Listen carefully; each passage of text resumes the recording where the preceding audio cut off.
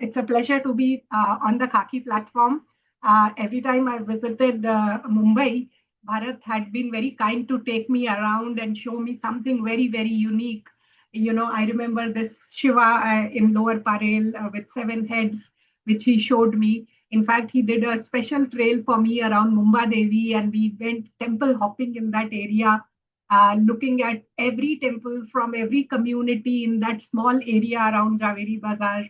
So very happy to be on Bharat's platform and be able to give back something.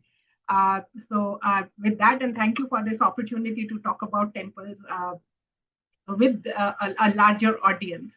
There's an audience which anyway stays connected through social media, but no larger audience. So allow me to share my PPT.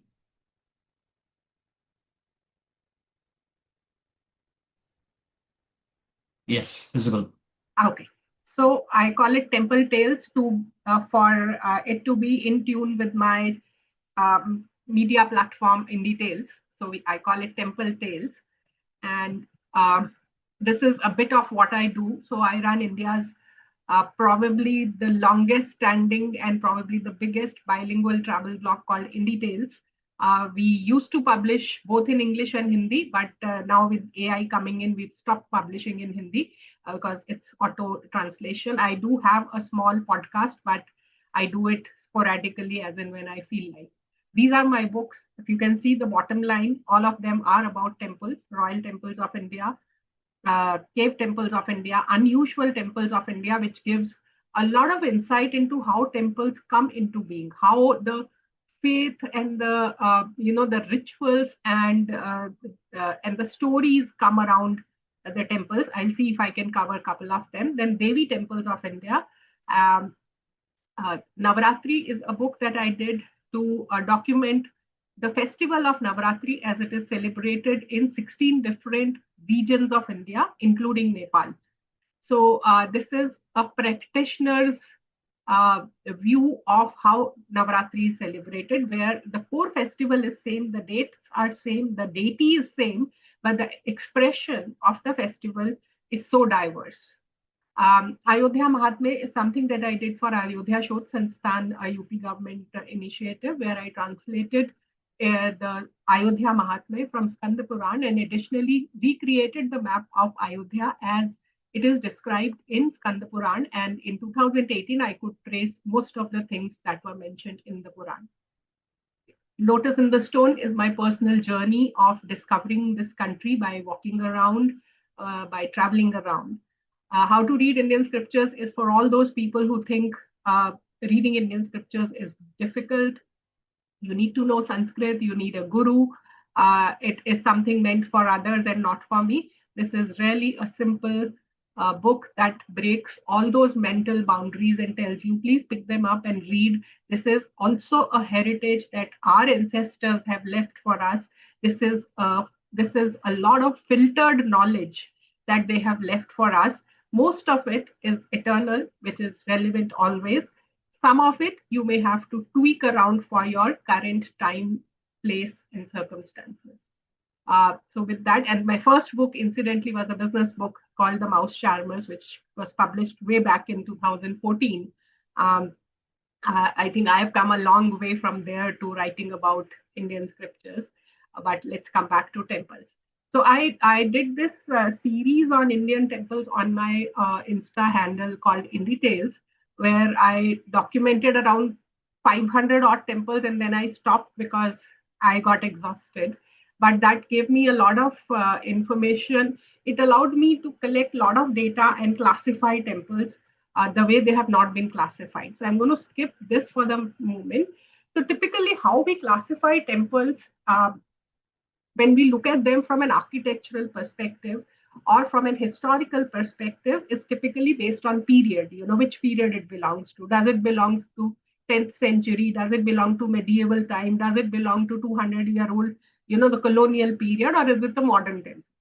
Period is one of the parameters on which we classify temples. Second is its geographical location. Is it the South Indian temple? Is it the North Indian temple? Or is it a Kalinga architecture? Is it Vishnupur architecture? What is it? What is the architectural style? Now, there are primarily two types of architectures, temple architectures in India, Nagara or North Indian temple style, and Dravida or Dakshin Bharatiya or South Indian um, architecture style.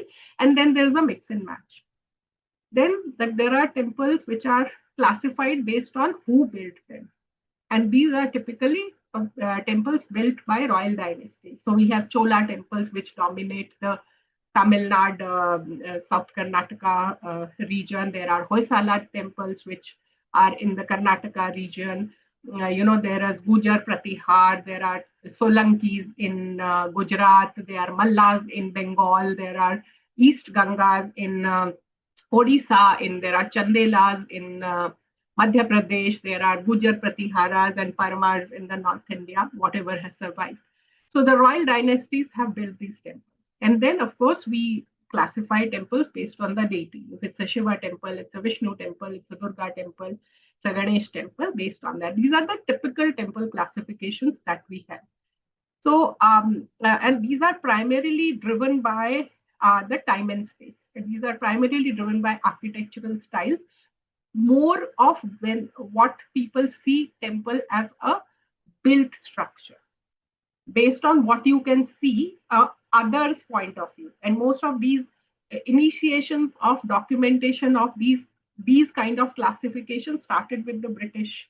So they always saw it as an other, it was not their culture. So they saw it as an other. So they went by the parameters they used for their monuments for classification. So it was period, architectural style, and the time and the place where it is. Those were their primary things. But I am trying to see if there is more to temples than just these things. So I'm not going to focus on architectural styles, but I'm going to focus on what are the different types of temples. And because the type of temple dictates what it is meant to do. What was the purpose of this temple? The purpose of the temple was not just to pray to the deity. It was, of course, the primary purpose, but there was much more to it. So the first category of temples that we have is the royal temples. Royal temples are the temples, as evident from the name, are the temples that were built by the royal families. And I have one book based on these temples called Royal Temples of India. So if you look at these temples, and I'm going to show you pictures. So the temple on the left is Chidambaram temple, a Nataraja temple in Chidambaram. And the temple on the right is Brihadeshwara temple in Tanjore, in Tamil Nadu. Now, these are the temples that were built these are the grand temples which leave us in awe even today. The big temple, or the Brihadeshwara temple, was built more than 1,000 years ago. And by the sheer scale and by the sheer rhythm of its architecture, the rhythm of its shikhara, it can resonate somewhere inside you. And these structures, though massive, have been standing for 1,000 years. They have braved sun, rain, invasions, ignorance, apathy. They've undergone different usages. For example, this temple at some point in time was used as a military garrison, and they have stayed a temple. So these are the temples which were built by the kings who were not just powerful, but they had a lot of wealth and hence skills at their disposal. So there was ample wealth, there was ample skill at their disposal. They could create these temples. A lot of these temples were also created after some war victory. So if you've expanded your empire, you build a temple, maybe as gratitude or maybe as a long-lasting memory of that victory. So these temples were built. There was also a tradition that the deities in these temples would be the reigning kings, and the king is only reigning on behalf of the deity. In a lot of parts of India, we find that the deity is the real king or is the assumed king, and the king who rules, a human king that rules, is just a representative of the deity. Now, these temples is what I call them as open air history books. coded information in whatever is sculpted on this. The temple on the left is called Vaikuntha Peramul Temple in Kanchipuram, and the temple on right is called Kailashanatha Temple in Kanchipuram again. Now, look at the picture on the left with intent. You see 5 or 6 pillars here. Now, these pillars are typically Pallava styles. Pallava temples are the oldest temples that we know of. They are probably 7th, 8th century temples. And if you look at the design of this pillar, this is the signature element of Pallava dynasty. If you see pillars like this, you can close your eyes and say this belongs to Pallava dynasty. Now, if you look at the third pillar, you see the stone has changed and the style in which the lion is carved has changed. This darker pillar is about 500, 600 years after the temple was originally built by Pallavas. So you see that the kings who came after, or the dynasties that came after Pallavas, and 500, 600 years later, it came under Vijayanagara Empire. So these have been restored by the Vijayanagara kings. By that time, probably the stone availability had changed, so they used whatever stone was available to them. The stylistic difference has come. If you see that the faces of the lions of these dark pillars, they're very different. So that has changed, but they still try to maintain the rhythm of the temple, the architectural style of the temple. Now, if you look behind at the wall behind these pillars, these are 2 parallel walls, one on this side, one on the other side. One side carries the stories of Vishnu. This temple is dedicated to Vishnu. So there are the Vishnu stories, and on the other side, there are parallel stories of the king. So there is a parallel that is drawn between the king and the deity and the ruling deity of the temple. But what I wanted you to know was that the temples were, when the successive kings followed the same religion, they made an effort to maintain the temples, which they have kind of inherited from the older kings. So if we see some more pictures of this temple, you will see there are 5 or 6 different architectural styles documented. There are records of visiting traders here. You can see that there were Arab traders who were trading with us then. Similar sculptures you can see in temples like Konark, where we see Chinese travelers who have been trading with the Odishan traders. So there is a documentation of trade. There is a documentation of architectural styles. There is storytelling. There is a documentation of the scriptures and the application of that to the life of the king or the life of the general public. There is a documentation of the prevailing life of a common person, a lifestyle, a life from typically from birth to death is depicted. You can see the professions that were prevalent at that time. So these become the sculpted history, which is in open air. In some of the temples, we've also found court records. So there are, there are court judgments which are written as inscriptions. Of course, we have inscriptions which record who built the temple, who donated the money for temple, who made donation for the maintenance of the temple, which villages were given to the temple for its maintenance. All those records we find. So there are public records, there are court records, there are architectural style records. There's so much of coded information on the walls of these temples. So these temples, especially the royal temples, because they are profusely carved, well documented, with lots of inscriptions, we find tons of historical information on them. Now, every royal dynasty had a signature style. Like I showed you for the Pallavas, this is for the Hoysalas, or Chalukyas. The latticed window that you see and these very precise pillars that you see, some of which could rotate, is a marker of the Chalukya. So every dynasty made sure that they had a signature element. Every temple followed a grammatical outline where there is a garbhagriha, there is a mandapa, there is an antaral, there is a jagati, there is a pillar, there is a balistham. All those are followed, but they create within that grammar, they created a small signature style. So each of them had a signature style. If you look at it, you know in one view, you know that this belongs to this dynasty or this belongs to this this period.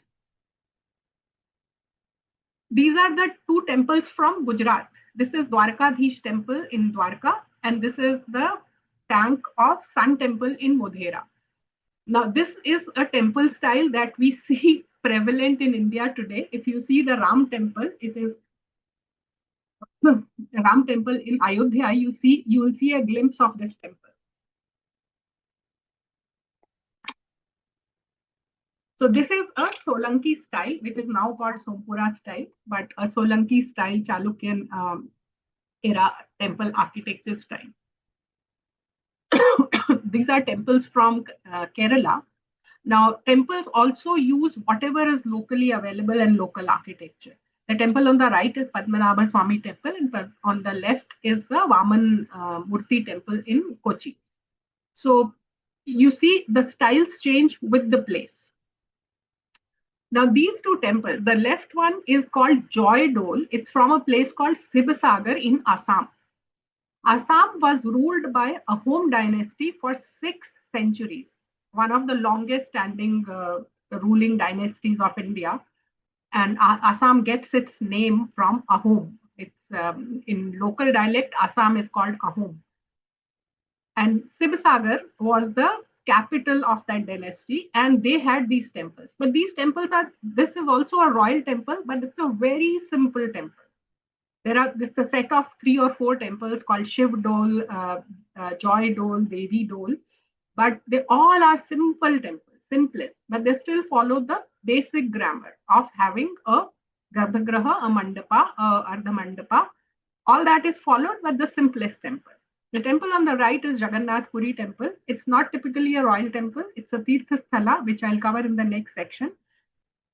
But it is a temple which is well patronized by every king who's ruled from here. So you see that influence on the temple architecture. Now the temple on the left is Kandariya Mahadev temple in Khajuraho. This is probably the epitome of North Indian temple architecture style. It's the most exquisite temple that you can see in the North Indian architectural style. The parallel of it in South India would be probably the Brihadeshwara temple in Tanjore. Incidentally, both of them were made roughly at the same time. The best architectures that we find in India, in Khajuraho, in Odisha, in Gujarat, in South India, they were all built around the same time in the 10th, 11th century, just before the invasions started happening in India. And probably that was the point where the development of the temple architecture kind of stopped there. After that, we don't see as exquisite temples as these ones. The temple on the right, now remember Khajuraho is 10th, 11th century. The temple on the right is also a royal temple, but it was built about 100 years old. It's in Gulmarg, called Mohinishwara temple. It's also a royal temple built by a royal dynasty.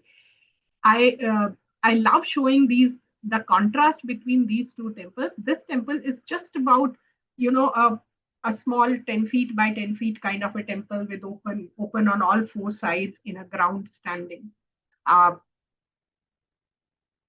The temples, the royal temples especially, are an indicator of their times. You can see the grandeur of this temple versus the basic existence of this temple. It shows that the economic status of the kings who built them. It shows that no matter what the times were, kings were building temples, but what they built and what they left behind is an indicator of their times and the economic status of the state at that point in time. Then the left temple on the left is Shamarai Temple from Bishnupur in West Bengal. Now, Bengal does not have stone traditionally. It's in the Gangetic Plains, it's a plain area. So it's very difficult to get stone there. So the kings innovated. And what they did, they baked the terracotta and sculpted stories on them. Basically, stone was needed to sculpt stories that would last for a very long time.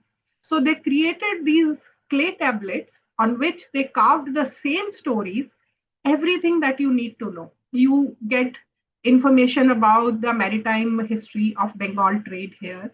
You get, of course, most of the stories rotate around Krishna because that's the presiding deity. That was the deity that the Malla kings of Bengal followed.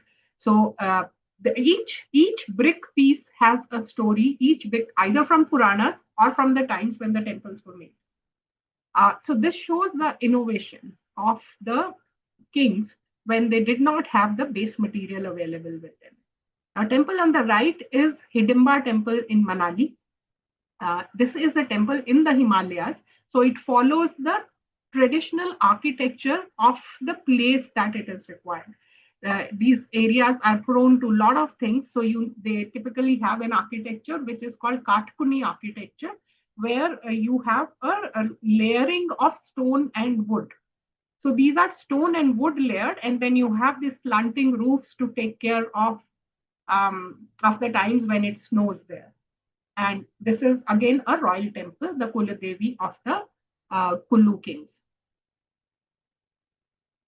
Temple on the arch that you see on the left is a typical Kakatiya art from Telangana.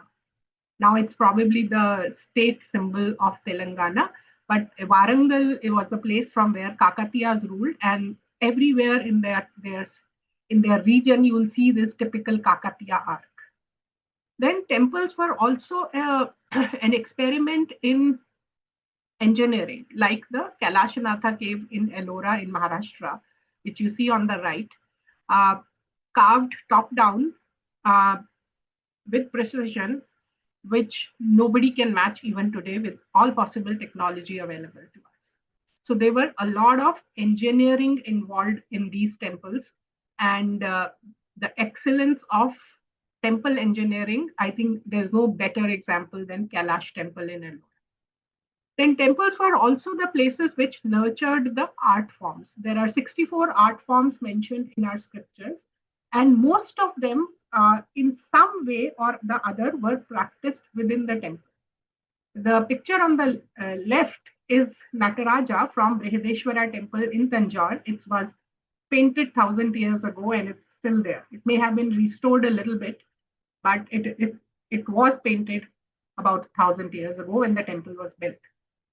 The picture on the right is from the ceiling of a temple in Shekhawati region of Rajasthan. You see the Ram Darbar here, Sri Ram with all his brothers and Hanuman and Shiva visiting him. This was a Vishnu temple where this was on the ceiling, and these temples are just about 100 years old. This was the time when Shekhawati region, the merchants of the Shekhawati region earned a lot of money in Calcutta mostly. And in their homes, they built these beautiful havelis, which are painted inside, outside. They've painted everything. They've painted railway, a rail way before railways came to India. They've painted aeroplanes. So somebody traveled out and they came back and they got whatever they saw, they got painted. Of course, there are stories from Puranas and the Indian stories there, but they've also painted the modern. They have also painted whatever they saw when they traveled outside India, or what they saw as the future. So I see it as it's like your business dashboard. You say, I've seen this somewhere, and I think tomorrow it is going to be either my business or it's going to impact my business a lot. So let me put it out there and keep it in mind. Okay. So these are the music, dance, flower arrangements, making different kinds of entertainments. All those were art forms which were practiced in temples, mostly during festival times. The picture on the left is from Guruvayur temple in Kerala, and on the right is from Orchha in Madhya Pradesh. So you see, everywhere the walls are painted with stories. Now I'll come to the second classification, which is my favorite, which is called Tirthasthalas. Now the word Tirtham means Tarti Anen iti Tirtham. The Tirth means something that takes you across something. Just like a boat takes you across the river, the Tirtha takes you across. In our modern terms, we can call it a paradigm shift. So a paradigm shift is what a Tirtham enables. The different names used for Tirtham are Tirth, Pavitra Sthal, Punya Bhumi, Siddha Peeth, Siddha Bhumi, Tapo Bhumi. These are synonymously used. Now the biggest Tirtha is nature, mountains and rivers. Okay? That's why we still have the tradition of doing parikrama of mountains like Kailash Parvat, Arunachaleshwar, Girnar Parvat, Omkar Parvat. All these hills are considered sacred because we know if the hills are preserved, we are preserved. Rivers are preserved, and if rivers are preserved, then we are preserved. We worship all the rivers. The big ones, the big 7 ones, Ganga, Yamuna, Saraswati, Narmada, Kaveri, the Godavari, these are the big ones. But even the smallest rivers, and especially the confluences, are the Tirthasthalas. I'll talk about this a little later, but let me talk about the various classifications within Tirthasthalas. We know about 12 Jyotirlingas. So on the left, you see Kashi Vishwanath, and on the right, you see Kamakhya temple. So 12 Jyotirlingas and Shakti Pithas. Shakti Pithas are numbered anywhere from 4 to 108. There are Puranas which give us a list of 108 Shakti Pithas around the country. And when I say country, it means as country as defined in Puranas, which is south of Himalayas and north of the sea, which would include what we today call South Asia.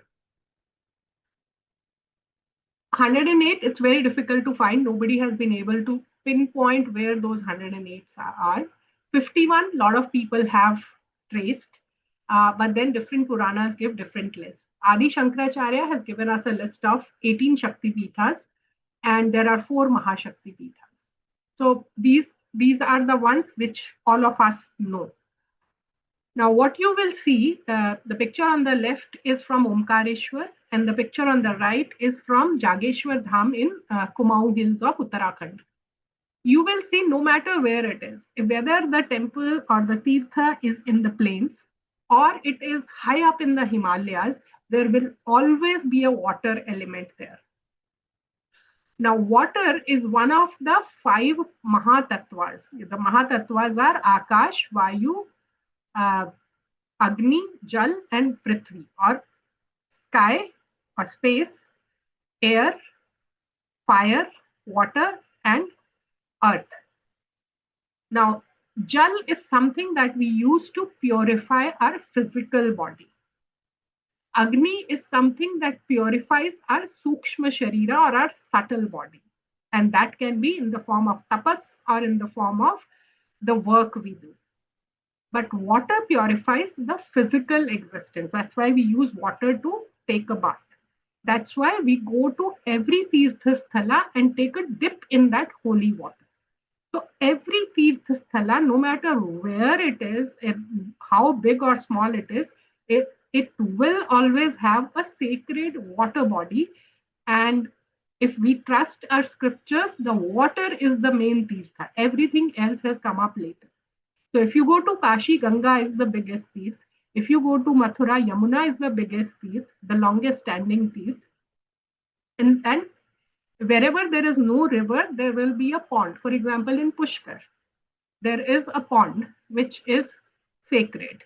In fact, there are 3 ponds there. There can be a well. For example, the Gyanvapi of Kashi, or Gaya Koop, Nabhi Koop. There are these wells which are there, which are used to take a dip in the water. Even when you go to Badrinath, there is a hot water spring where you take a dip. So water is the main tirtha. Everything else has come about much later. Then in South India, we also have temples which celebrate these five Panch Mahatattvas. The temple on the left is Agni Lingam at um, Tiruvannamalai, and temple on the right is Ekambareshwar temple, which is the Prithvi Tattva. So Agni, Prithvi, and there are three more temples which represent the other three. Natraja temple represents the Akash Tattva. So there are temples, there are circuits which connect these five elements. The temple on the left is called Manibandh Shakti Peeth. It's in Pushkar, and it's probably one of the smallest Shakti Peeth I have seen. And trust me, that smallness does not take away anything of this Shakti. Those who believe in Shakti Peeths, they still go, sit there, do their puja, do their anushthan, and come back. It's probably 8 feet by 8 feet or even smaller than that. Okay, so the grandeur of the temple has nothing to do with the sacredness of the temple. The murtis that you see on the right are from a temple called Kaleram temple in Ayodhya, and these are supposed to be the original murtis that were placed in the Ayodhya Ram Janmabhoomi temple many years ago, before many years ago. So the reason I'm telling you this is Tirthalas have these stories where the core deity or the core essence keeps shifting or stays there in some form and shape. It's possible that this Manibandh Shakti Peeth was a big temple at some point in time. It was probably, it faced some kind of destruction and somebody rebuilt it with whatever was available to them. So there is a lot of energy movement that keeps happening in these Tirthastalas. So on the left is the pond Chakra Tirth at a place called Naimisharanya. If you've read any of the Puranas, you will see that they start by saying that Sanakadi rishis were sitting in the forest of Naimisharanya. All our scriptures were discussed, documented, and written in the forests of Naimisharanya, which was surrounded around this pond called Chakrati.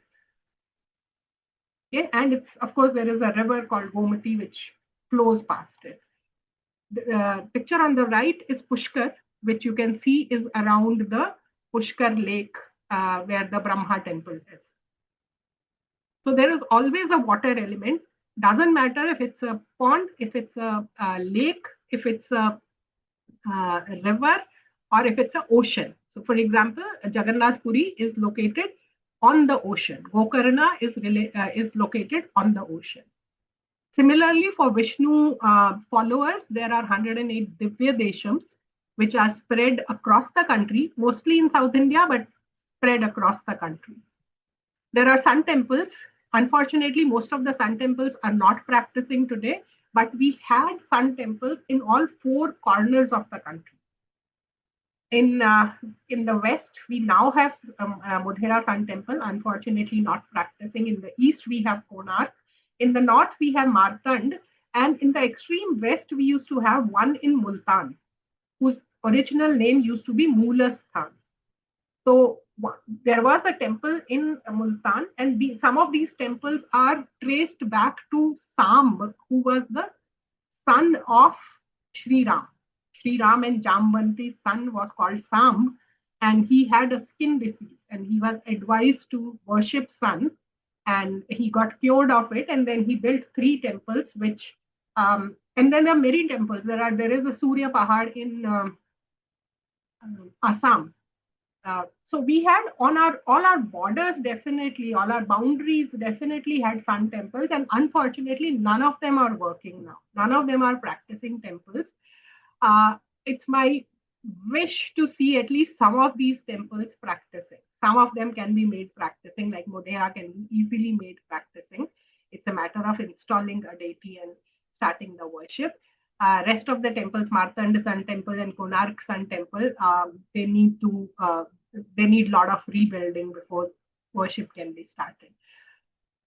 My research indicates that we were a land of sun worshippers, and somewhere on the way we forgot about it. It became one of the small Navagraha temples, but we were primarily sun worshippers because sun has been identified as a Pratyaksha Devata. Every other Devata you have to imagine how the deity looks like, but sun is a Devata which appears every day morning in front of you, and it kind of dictates our life. Our lives are, whether we like it or not, our lives are dictated by the sun. We get up with the sun, we sleep with the sun.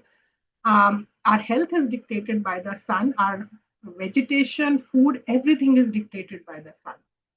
So I hope we bring back sun temples sometime. Then in Maharashtra, we have 21 Ganpati circuits. Now, Adi Shankara connected 4 corners of the country through Char Dham. Now, these Char Dhams are are located in 4 different corners of the country: Badrinath in north, Jagannath Puri in east, Dwarka in west, and Rameshwaram in south.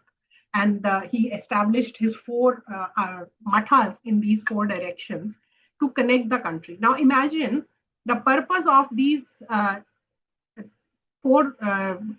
connecting these 4 corners is that wherever you live in the country, if you are able to go to all 4 of them, you've literally seen the whole country.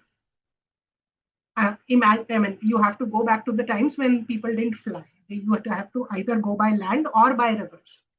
Till about 300 years back, all our rivers were waterways, and we used to travel on the rivers. During the medieval times, there is ample documentation that on every river, we had a mechanism to travel on the river. So if you traveled by land or by river, you would have covered the whole country, and you would have explored opportunities there. So when you travel, you just don't travel for one purpose. You discover, you learn new things, and you discover new opportunities. Then we have Saptapuris. Now, most of the Tirthalas are not in the city centers. But these 7 cities, Ayodhya, Mathura, Maya is Haridwar, Kashi is Varanasi, Kanchi is Kanchipuram, Avantika is Ujjain, and Dwaravati is Dwarka.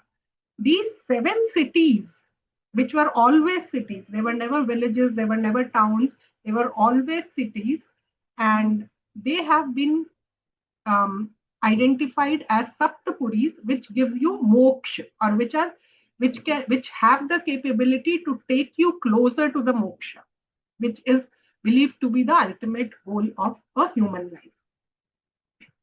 Then I'll just take one classification of tirthas. There are many classifications of tirthas given.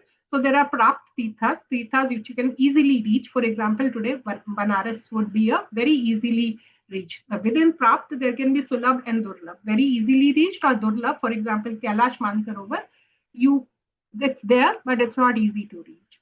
Then there are vikalp. So there is a full tradition of recreating a tirtha. So if the tirtha is very difficult, you recreate it somewhere around you, and for you, that becomes the real tirtha.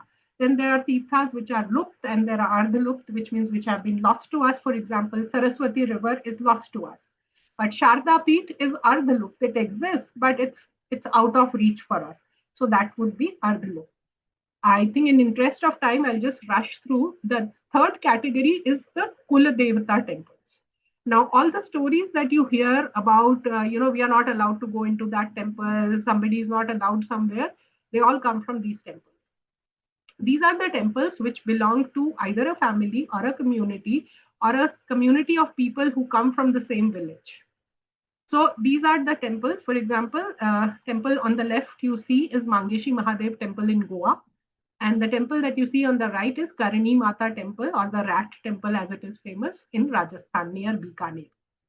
And these are temples that belong to, the Goa temple belongs to Saraswat, God Saraswat Brahmins. And the temple Karani Mata belongs to the Charan community of Rajasthan. Now these communities, well, it's a temple, which means historically, it is a deity that belongs to that community, and that community has worship that. They have their own rituals, they have their own festivals, they have their own, um, everything is their own way of worshipping the deity. Sometimes they may restrict people who are not from the community to not go to the temple or not go beyond a point in the temple. So we must understand here that temples are not monuments. They are not monuments where everybody has equal rights and equal access rights. These are more like private temples. Just like I cannot visit your home temple without your permission, I may not be able to, may not be allowed to visit these temples unless those community members trust me or they want me to or allow me to. Temple on the left is called Sati Temple in Jhunjhunu in Rajasthan, and on the right, the soaked temples that you see are in the near Kolhapur. These are the royal um, kind of cemeteries. These are the temples built on the places where the royals are cremated. And this is also a tradition amongst most royal families that they have their own cremation grounds, and every time a king or a queen passes away, they build a small temple on top of. I can speak a lot on Sati temples, but I'll finish it. If there's a question, I will take. Similarly, Jain temples and Buddhist temples. This is Ranakpur Jain temple from Rajasthan, and this is Lama Yuru monastery from Ladakh. So these are also community temples. So if we consider Jains and Buddhist as one community, these are also community temples. Then there are Gram Devatas. They're the temples which belong to a certain region. The temple on the right is a Bala Tripura Sundari temple in a village called Kuchipudi. Now you've heard about Kuchipudi as a dance form, but it gets its name from this village in Andhra Pradesh, where the whole village is engaged in the art form of Kuchipudi.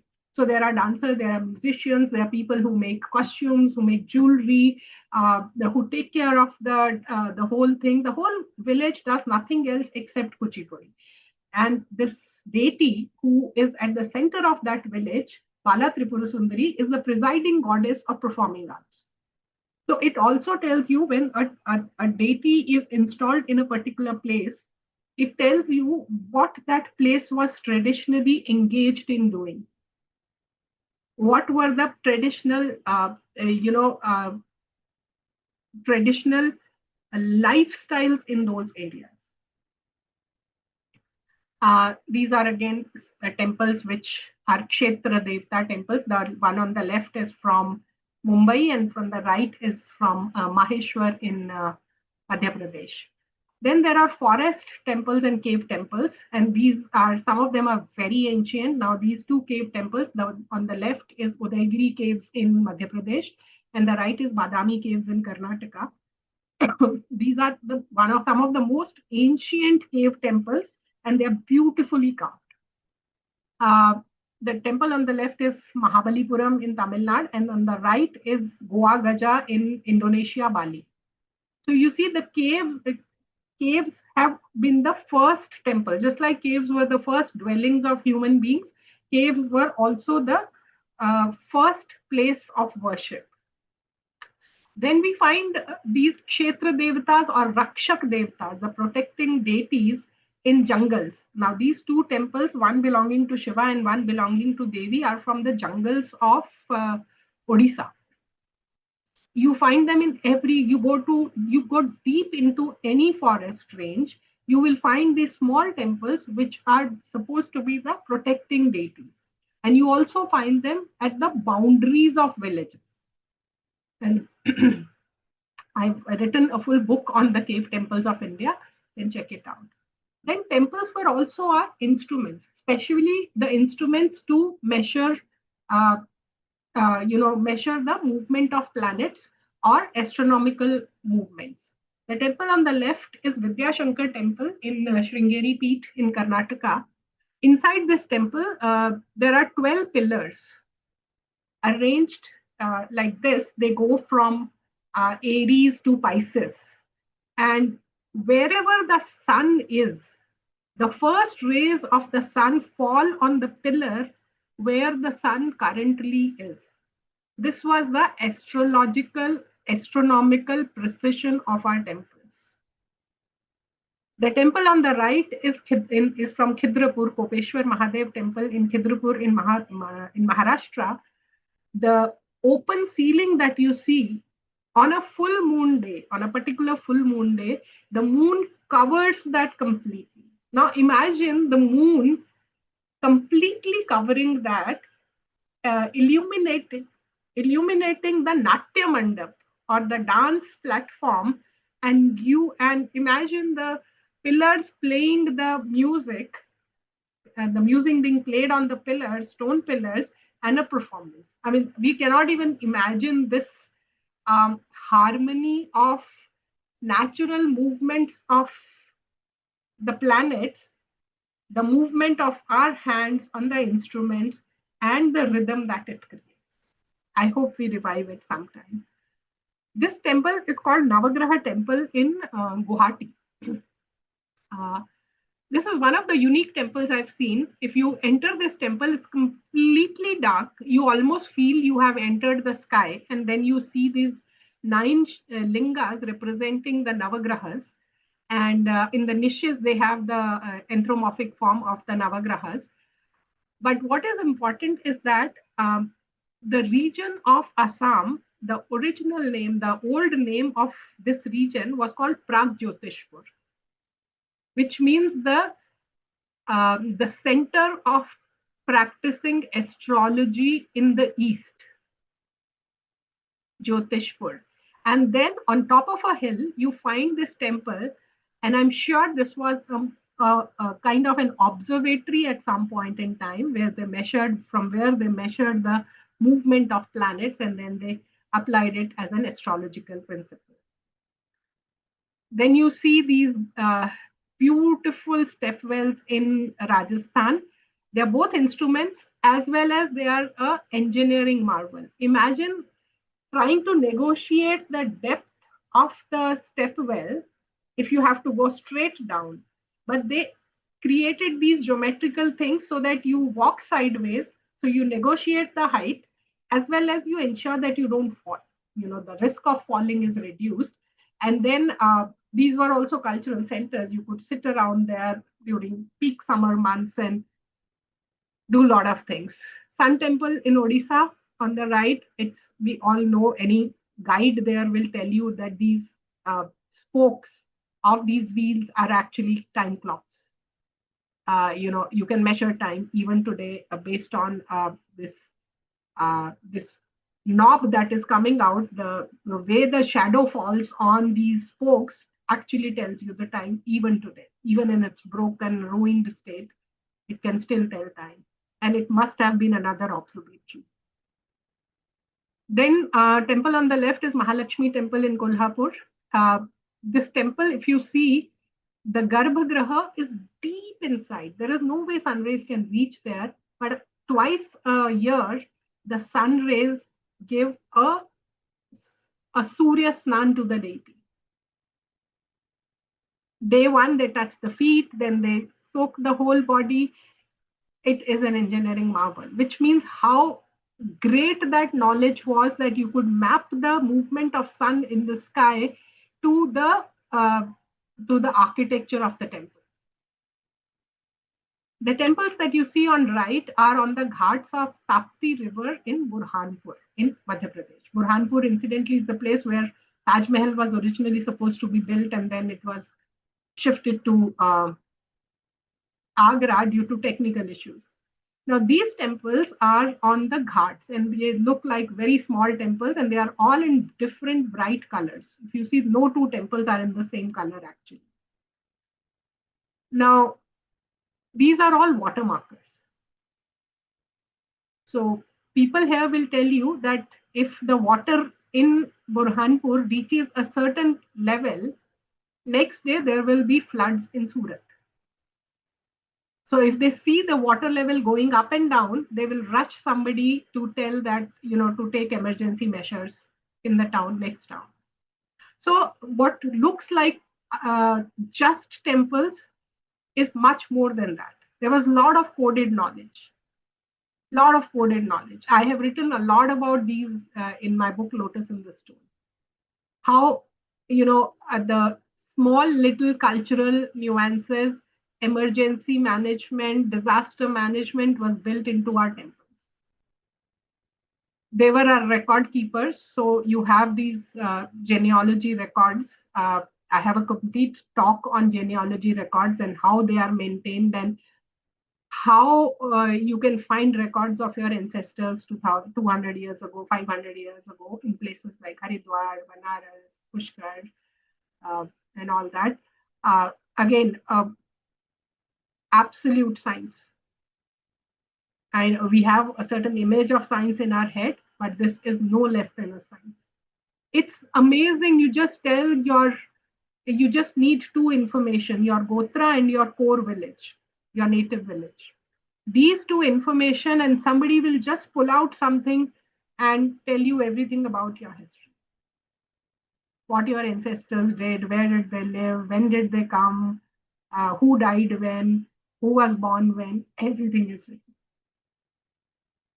Then there are recreated temples. I'll skip this in the interest of time, or do I have time, Ajay? Yeah, you can cover this. Sure. Okay, so there are temples which are recreated. The temple on the right looks like a South Indian temple, but it is actually in Vrindavan. So there are temples that we recreate everywhere. Recreation of Tirtha is a subject in itself. How you study the history of Indian migrants in places like Mauritius, Fiji, Trinidad, Tobago, and you'll see how they've recreated Ganga there, how they've recreated every possible Tirtha of India there. The picture on the left is Uma Devi Temple in Bangkok, and picture on the right is Saraswati Temple in Bali. Okay, so somebody has taken this there, and these worships are flourishing there. Of course, the latest example of recreation of temples is Sri Ram Temple in Ayodhya, which I would attribute a lot to the scriptures and the literature available, which supported the fact that a temple always existed there. And because of that, we were able to recreate that temple. And then there are Yatra temples, which document the travels of people like Sri Ram, Pandavas. Then there are temples which are frozen moments in time. The temple on the left is called Pandavadoot Temple, and it's in Kanchipuram. Now, this temple, for the first time, I saw a temple which was called Pandavadoot. Now, this temple celebrates the precise moment when Sri Krishna went as an ambassador of Pandavas to the Kauravas to ensure, when he made the last effort to avoid war and ensure peace. So I'm assuming that this temple would have played a similar role at some point in time in history, and that's why they chose to create a temple celebrating that form of Krishna. The temple on right is called Daksha Mahadev Temple. This is the place where Sati is supposed to have immolated herself in the yajna organized by her father. So its temple is called Daksheshwar Mahadev Temple. Daksh is the name of the father of Sati, on the banks of Ganga in a place called Kankhal near Haridwar. So there are temples. So the temple on the left is called Thakur Haridevji Temple. This is supposed to be the place where Sri Krishna stood and he held the Govardhan temple on his little finger. This is supposed to be exactly that place. Temple on right is called Kanak Bhavan in Ayodhya, which is supposed to be the temple which Kaikai gifted to Sita after she came, when she came after her wedding to Ayodhya in Mudikhai, as we call in North India. Then there are Rishi ashrams which have been converted into temples. The temple on the left is Valmiki ashram near Amritsar, and which is an ancient ashram because it's mentioned in Ramayana. And the temple on the right is Kanchi Dham of, I'm forgetting the name, Kanchi Dham of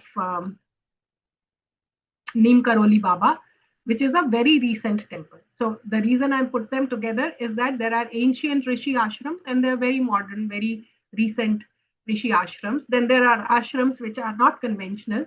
The ashram on the left is in the Hawaii Island in US, but it's a practicing Hindu ashram. And the one on the right is Matru Temple in Auroville in Pondicherry. Every temple is unique. You can read more about them here.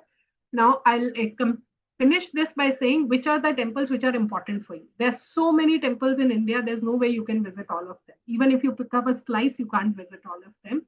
And with the amount of crowd that temples are attracting these days, it's very difficult to visit those temples. So which are the temples important for you? The temple important for you is the temple at your home, number one. Second, the temples associated with your Ishta Devta, your Kula Devta, your Kshetra Devta. Now, Kshetra Devta means wherever you are living. The temple within 1, 2, 3, 4 kilometer radius of your residence is your Kshetra and the presiding deity of that area. Then the Tirtha Sthalas associated with your Ishta Devta. So if you are a Krishna Bhakt, then Mathura, Dwarka, Gokarna, Udupi, these places become important for you. Similarly for other deities. Once you've done these data, then other temples you can visit as and when you are visiting some place or as and when something attracts you. So this is my recommendation of which temples to visit. These are my connecting points, and I'll take questions. Thank you. Thank you. That was really, really insightful and wonderful. A lot of comments, questions. I have a question that I want to ask you, which is, of all the temples you visited, is there one whose story completely kind of changed the way you think about what a temple is? No, there is no one temple. Every temple is unique. Every temple has a story. Every temple has a Sthala Puran and a detailed story. There is no one temple which has changed, but there are temples which have given me such strong resonances that you know that temples are not just a monument or not just a structure that you need to build. So actually, that was my kind of leading question on that, which is when you, as you said, we've got an overwhelming number of temples, right? Different styles, different ages, different deities. When you walk into a temple you've never visited before, this is more like, from the perspective of any of us now wanting to visit a temple and see it. What are the 2 or 3 things you look for that immediately sort of tell you something important about the temple? Like I said, I start with Sthala Purana. What is the form of deity which is there? What is the form of worship which is there? And then the structure of the temple. So the soul of the temple is its deity. It's the home of a deity. So we see, temple is actually not a right word. We call it Devalaya or Devasthan. So it is the home of the deity. In fact, some temples like Nathdwara in Rajasthan, they literally treat the deity like a small young boy, and then the whole daily routine of the deity is followed from waking them up to putting them to sleep, and the food and the the dresses, everything changes with season and everything. In Jagannath Puri, the deity falls sick also for a few days. So he's isolated when he falls sick. So, so there are these are the things which interest me, because they would have done this to do something, to tell you something. So if a deity falls sick and he's isolated and nobody can have his darshan, it is also telling the people, this may have come during some epidemic when they told people that even the deity goes into isolation. So if you are sick, please go into isolation.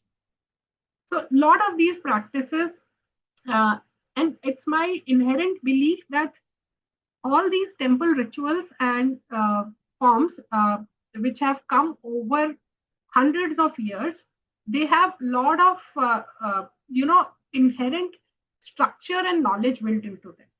So if you look at a temple festival, how it is traditionally celebrated, you would see that every community, every native community of that area is involved. Somebody is responsible for getting milk, somebody for flour, somebody for carrying. Yes, the core ritual of doing puja is done by a Brahmin because that's their job. but everything else is done by different communities.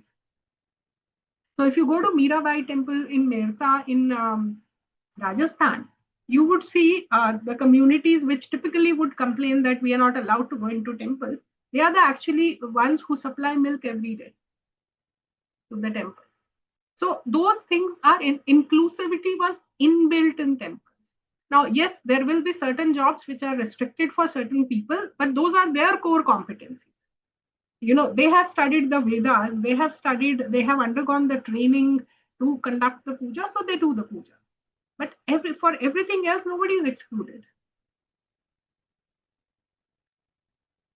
Nice. So Milind had a question.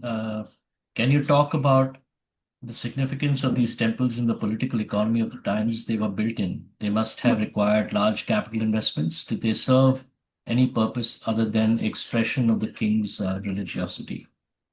So royal temples were, like I said, when you have lots of money, you make a nice house for yourself, and you make a nice house for your deity.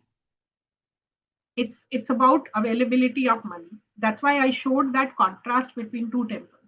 When you don't have money, when you are subdued as a power, you can only build a small hut kind of a temple. But when you have a lot of money, then that's when you let your artisan community experiment and create. It's pushing into creativity. So if you look at India in last 40 years, so I was growing up in 80s. We never had any art festival. We had no artistic expression because we were struggling to get the basics around. But now we see that happen. We see art festivals. We see a lot of expression. We see people paying for that.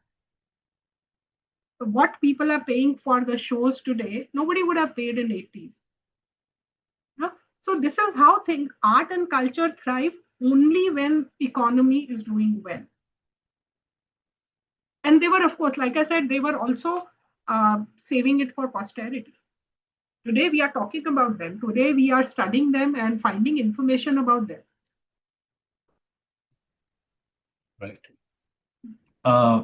So Darshini Sivakumar had a point, which is, I keep listening to your talks, ma'am, almost every day. So insightful. I keep sharing also. I look up to you when it comes to temples. Thank you. That ties in actually with the question right at the top, which was asking about where does one locate your podcast? IndiTales. I can share my YouTube channel is IndiTales. So you can get everything there. Otherwise, I'm pretty Googleable. Right. Thank you. So she's posted the link for all of those in the chat box if any of you want to look at it. So Vivek had a question. Why are foreigners not allowed in Jagannath Puri Mandir? So I see the restrictions always come when something has gone wrong. So a punishment for stealing comes only when you see people stealing around. Before that, there was nothing. There are still places like Shani Shingnapur where there are no locks because people don't steal. So I'm sure there must have been an incident where foreigners would have done something which was not acceptable to the temple, and they put a restriction because they are allowed. So I would also add that Tirtha Sthalas typically have no restrictions, and in fact, Jagannath Puri is an exception. Tirtha Sthalas are typically open to anybody and everybody. Royal temples, when they were practicing and when the kings were ruling, my understanding is that the royal family would have had the first right, but they would have still been open to everyone. Only the Kula Devata temples and sometimes Kshetra Devata, because they overlap sometimes, there we see restrictions. And you can see it as it belongs to a particular family line or a community. So it's kind of private in that way. Tirthastalas typically have no, only exception I think is Jagannath Puri, and now I think also Badrinath Kedarnath now, which has been done very recently. Question from Jyoti, which is, can you tell us which dynasty built the Swarkadish and the Modhera temples and what architectural style was used? Solanki's. And was there an architectural style that's associated with that? Yeah, so Lanki itself is an architectural style. Okay. I can give you if you want to read, I can give you the details of that. Okay. We could post that or could find it. I'll just post the links so everybody can Yeah. look at these links. That really helpful. So also, while you're talking about this, the usage of the temples, and it's defined as a temple, perhaps incorrectly, but my understanding is that historically temples are not just places of worship, but also centers of learning, art, music, charity, community life. And somewhere I read that they're also served as banks of the community. Is this true for all temples? Were they true for some temples? How has that been lost? I mean, we've lost a lot of these other purposes that temples are used for. Right. So temples used to be. So first of all, we have to go back and see that even the cities were smaller. You could walk around the cities in good old days. So temple was at the center of the community. It was your community center. It was your school. It was your court. It was your dispensary. It was a place where you came together for festivals. This was the place where you did your weddings and did your other anything that needed a large gathering where you celebrated the festivals together. So yes, they served everything. Temples were also the balancing factor. So if you had more than what you required, you gave it to the temple. And if you had less than what you needed, the temple would give it back to you. Or it redistributed kind of the resources. So for example, you had a very good crop this year. So you have access. So you give it to the temple. And then next year you didn't have as good. So temple would give it out to you. The same goes for money, other resources as well, everything. So it created that balancing factor, a very early form of banks, you could say. Okay.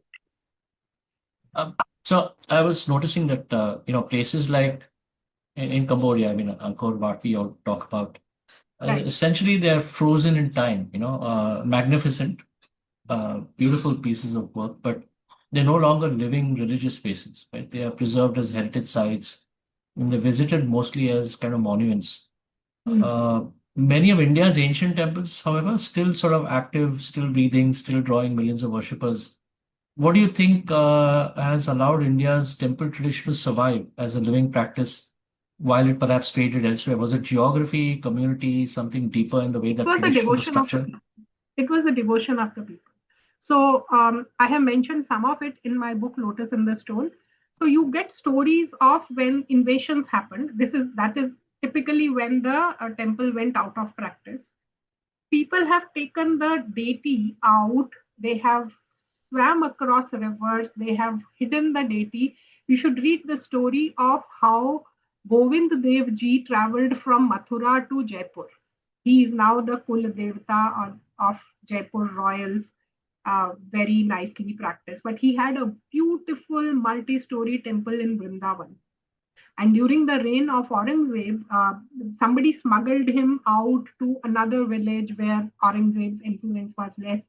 Then he stayed there for a few years. Then he was smuggled somewhere else. And eventually it reached Amer. And that's when Jaipur as a city was being planned. And then they installed him before the city was built or before the city became a living city. And then he became the reigning deity of that city. So this devotion is what has kept our temples and the religion alive. Darshini had a question. I'm planning to start reading the Puranas. Which one do you recommend me to start with? I recommend the one associated with your Ishta Devata.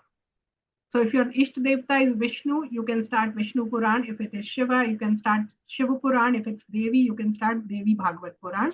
But before that, read Ramayana and Mahabharata. They kind of cover a lot of ground between them. One sort of last question from me, which is, I have lots of questions actually, but in the interest of time, I'll ask you one. That's okay. You can ask.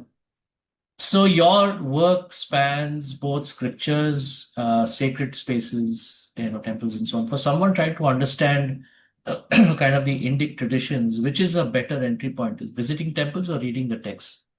Both, both. So reading the text is reading, it's a second-hand knowledge. It is Yeah. somebody else's knowledge which you are reading. And visiting temples is first-hand knowledge. And it's always good to blend both experience and knowledge. Scriptures contain the filtered knowledge over thousands of years. Right. Okay. And temples is a lived experience. So both. Blend both. Wonderful. Perfect answer. Well, thank you so much for doing what you do best, really taking something that has always been around us and helping us to, I think, really see it for the first time. After today, personally, at least I know, I don't think, and any of us will really walk into a temple the same way again. I know that we will notice more, feel more, and perhaps ask more of the space, the tradition, and kind of more of ourselves as well. So I think that's really the gift of a talk like this. Temples have stood for, hundreds, thousands of years quietly waiting for us to pay attention, right? And today you've given us the methodology and the eyes to do that. So thank you so much for your wonderful talk today. Thank you. I Thanks can to see all some of the questions listeners. asking about specific temples like Chauset Yogini Yes, temples. So I've yes, given the link, but if you go on yes. IndiTales.com, you will find about all the temples that I've spoken about today, much more, and many more temples documented there. Lovely. Thank you so much once again, Anuradha Goyal. And thanks to all of you for dialing in today. This talk will be uploaded soon into the archives. And we look forward to seeing you again on future talks. So thank you. Have a good evening and a great rest of the weekend. Namaste. Thank you. Bye-bye.